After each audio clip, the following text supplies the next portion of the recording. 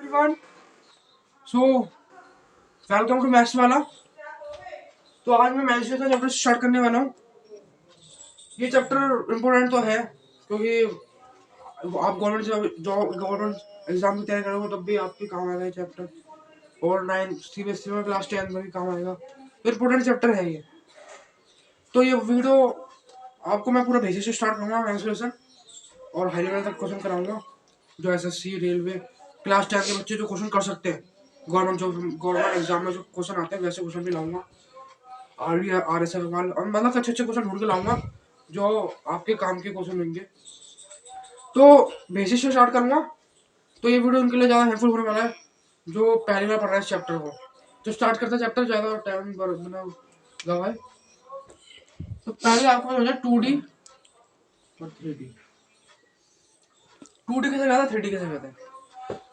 Mostly बच्चों को पता होगा 2D 3D कैसे कहते हैं, पर मैथ्स वाला बेसिक से स्टार्ट करता है। तो मैं पूरा बेसिक से स्टार्ट करूंगा। जो बच्चे पहले पढ़ रहे थे उनके लिए आसान होना चाहिए। 2D जिसमें लेंथ एंड ब्रेथ की बात की जाती है। 3D जिसमें लेंथ ब्रेथ और हाइट की बात की जाती है, जो 3D कहते हैं। अब जैसे कि क्या है, बोर्ड है जैसे कि ये, इसमें आप देख सकते हैं इसकी खाली लेंथ और ब्रेथ है, तो इसमें 2D में कहेंगे।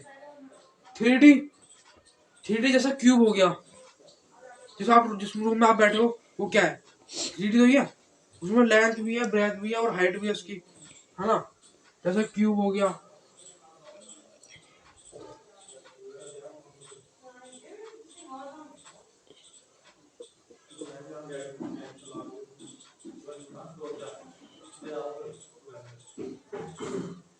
क्यूबॉइड हो गया।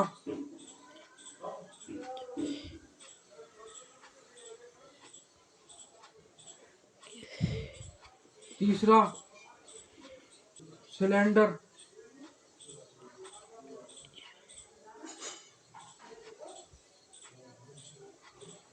ये क्या है, 3D जब तो ये है, इसमें लेंथ भी है, ब्रेथ भी है, उसकी हाइट भी दी है। अब 2D शेप, स्क्वायर,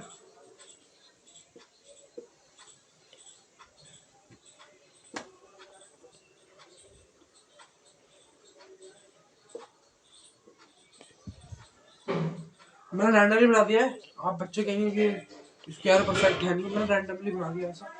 अब दूसरा रेक्टेंगल।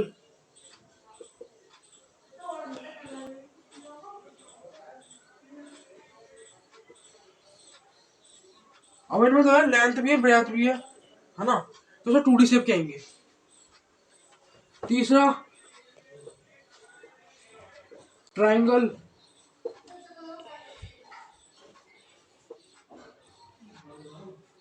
और भी है जैसे कि क्वाड्रिलेटरल हो गया, है ना, circle.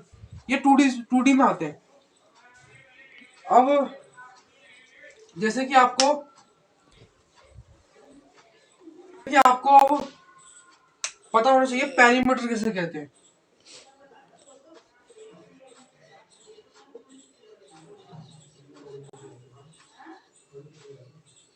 Perimeter is like a border. Perimeter is like a border कह सकते हैं आप।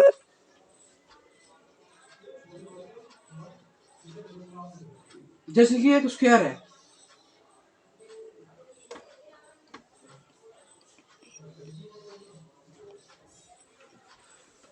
बच्चे कहेंगे सर से बन नहीं पा रहा है।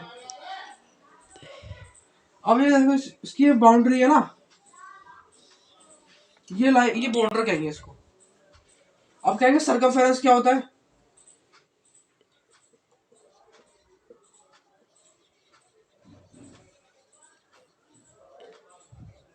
सर्कमफेरेंस यानी कि सर्कल की बॉर्डर।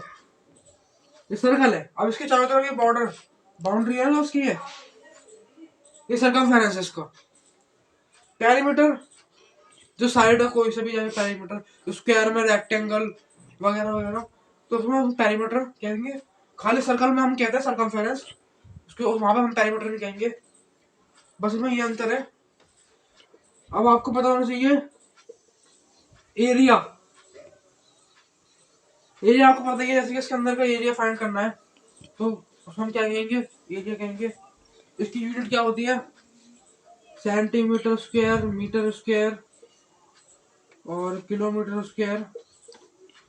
जैसे कि हमें कोई 2D शेप है, 2D शेप में हम क्या करेंगे, एरिया फाइंड करते हैं, क्योंकि यहाँ पे लंबाई है और चौड़ाई है ना।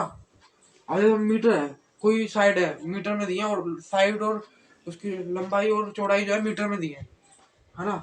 20 मीटर मान लो, ऐसे रैंडमली बता रहा हूँ, 10 मीटर मान लो।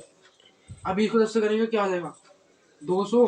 और ये मीटर स्क्वायर, मीटर आएगा ना, मीटर से मीटर में मल्टीप्लाई करिए, ये मीटर से मीटर मल्टीप्लाई करिए तो मीटर चढ़ गया इसके ऊपर, हाँ। और जैसे वॉल्यूम क्या होता है, वॉल्यूम उसको कहते हैं जहां पे हम किसी चीज को कन्वर्ट कर रहे हैं।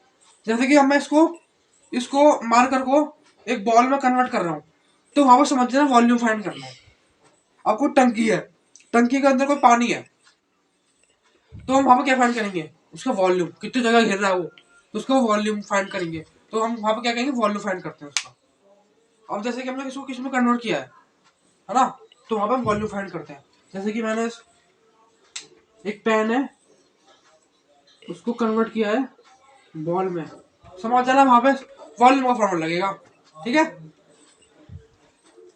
अब इसकी यूनिट क्या होती है, centimetre cube, metre cube, kilometre cube, ये इसकी यूनिट होती है। अब समझ जाओगे आप, जैसे कि लेंथ 20 दी है, ब्रेथ उसकी 10 दी है मान लो, हाइट उसकी हाइट उसकी मान लो 15 दी है। अब तीनों मीटर में यूनिट्स है, तो मीटर मीटर को तीनों को मल्टीप्लाई करोगे तो क्या आएगा, मीटर क्यूब तो आएगा, समझ रहे हो। अब आपको जो है सारे स्क्वायर, रेक्टेंगल, ट्राइंगल सबके एरिया के फॉर्मूले लिखवाऊंगा। पर अभी मैं क्या है, आपको खाली इस वीडियो में स्क्वायर और रेक्टेंगल के एरिया और पेरीमीटर का फॉर्मूला लिखवाऊंगा। आप और एक क्वेश्चन, दो तीन क्वेश्चन करा दूंगा, फिर अगली क्लास में हम ट्राइंगल का पढ़ाऊंगा फॉर्मूला, फिर कोऑर्डिनेटर का, फिर इस पर क्वेश्चन लेंगे। मैं सोच रहा हूँ 2 वीडियो के बाद हम, जब हम 2 वीडियो हो जाएंगे ना, दोनों 2D के मैं फॉर्मूले लिखवा दूंगा, एरिया और उसके पेरीमीटर के। तो तीसरी वीडियो में हम खाली क्वेश्चन क्वेश्चन रखेंगे, प्रैक्टिस करेंगे क्वेश्चन के, अच्छे अच्छे क्वेश्चन लाऊंगा, ठीक है। तो अब मैं पहले आपको बनाता हूँ स्क्वायर, स्क्वायर के एरिया का फॉर्मूला और पेरीमीटर का फॉर्मूला।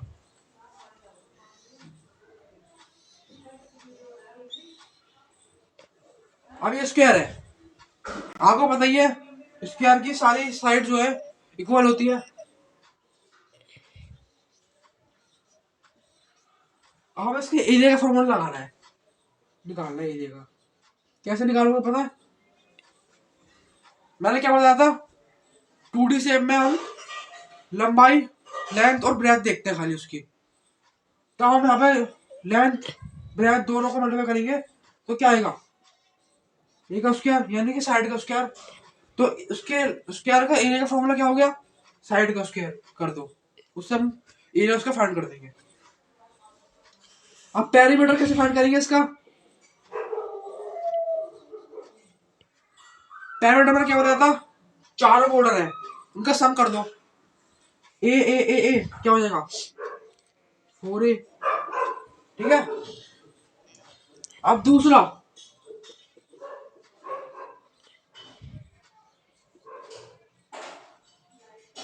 रेक्टेंगल,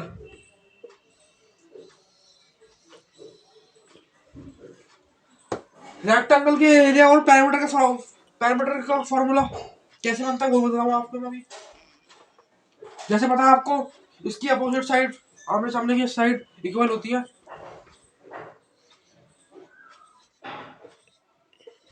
अब आपको एरिया का फॉर्मूला निकालना है इसके, कोई बता सकता है कैसे निकलेगा, हाँ, लेंथ और ब्रेथ दोनों को मल्टीप्लाई कर दो,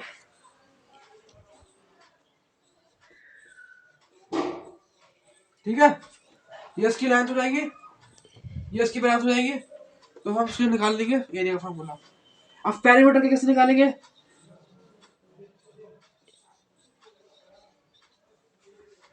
चारों साइड का सम, चारों साइड का सम। अब बताओ इसके पैरामीटर का फॉर्मूला, पैरामीटर का फॉर्मूला कैसे निकलेगा, कमेंट सेक्शन में बताओ। अब जैसे कि ए दो बार ए आ रहा है प्लस दो बार बी आ रहा है,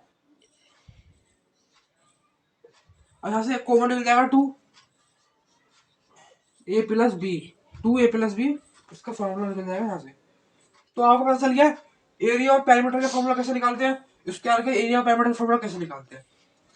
अब हम एरिया का, आपको पता चल गया जैसे कि कोई हमें एरिया निकालना है 2D में, तो लेंथ और ब्रेथ की उससे मल्टीप्लाई कर दो तो हम उससे एरिया निकाल सकते हैं।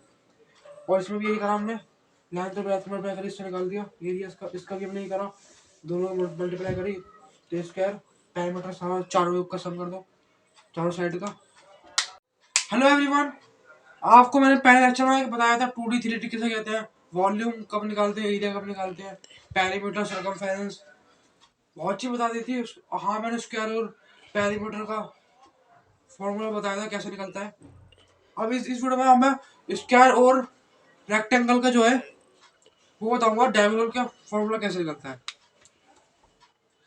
पहला बात आपको पता होना डायगोनल किसे कहते हैं।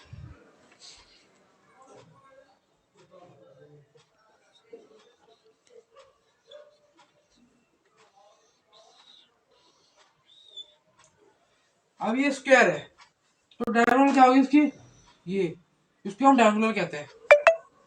और उसके डायगोनल का फॉर्मूला कैसे निकालोगे आप,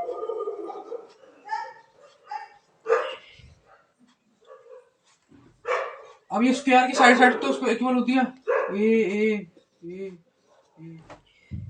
अगर आप सोच पा रहे हो ज्योमेट्री, अगर जो बच्चों ने ज्योमेट्री पढ़ी है, पाइथागोरस थ्योरम यूज कर सकते हो इसमें डायगोनल फॉर्मूला निकालने के लिए। वही पाइथागोरस थ्योरम लगाता हूँ मैं यूजिंग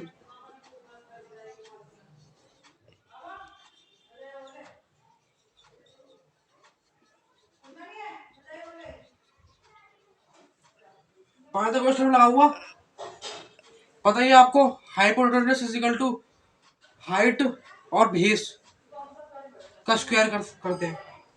अब देखो ए सी यहाँ पर डायगोनल है, ए सी का स्क्वायर, ए डी का स्क्वायर प्लस डी सी का स्क्वायर, ये डी है बच्चों, ठीक है। अब ए सी आपको डायगोनल बताइए, आपको ये निकाल रही है। ए डी क्या है, ए का स्क्वायर, डी सी क्या है, ए का स्क्वायर कर दोगे दोनों। अब आपको बताइए 2a स्क्वायर हो जाएगा ये, ठीक है, 2a स्क्वायर हो जाएगा। यहाँ पे ए सी स्क्वायर हटाएंगे तो यहाँ पे रूट चढ़ जाएगा 2। अब ए से ए को ए से मल्टीप्लाई करेंगे तो यहाँ पे ए बचेगा खाली, तो इसकी डायगोनल फॉर्मूला क्या होता है, √2a, ठीक है। तो diagonal is equal to √2a। मैंने आपको फॉर्मूला बता दिया कैसे निकलेगा, ठीक है, डायगोनल का। अब ऐसे ही हम रेक्टेंगल का निकालेंगे दूसरा। अब रेक्टेंगल का बताऊंगा,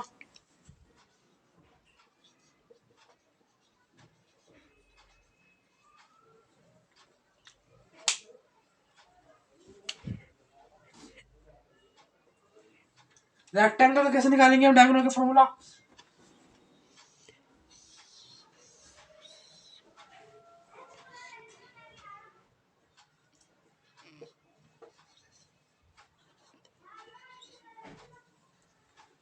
ये इसकी डायगोनल बता दी मैंने आपको, ये बी बी अपोजिट साइड पर होती है इसके आमने सामने की, ठीक है, ये बी है बच्चों। मेरा आईडी थोड़ा खराब सी है ऐसी, आप अपने नोट्स अच्छे बनाना, मैं थोड़ा ऐसे लिखा है। अब मैंने बताया आपको पाइथन थ्रू यूज करेंगे, ए का स्क्वायर बी का स्क्वायर इज इक्वल टू ए सी का स्क्वायर करेंगे, तो वही करेगा, वही करूंगा मैं पहले पढ़ा था, प्लस ए डी का स्क्वायर प्लस डी सी का स्क्वायर। ए डी क्या है, ए स्क्वायर, डी सी क्या है, बी का स्क्वायर, ए सी क्या आ जाएगा से, यानी कि डायगोनल फॉर्मूला क्या आएगा इसका, ए स्क्वायर प्लस बी स्क्वायर, ठीक है बच्चों, समझ आ गया आपको? तो आपको अगर ये वीडियो अच्छी लगी है तो इसको like share and subscribe and hit the bell icon.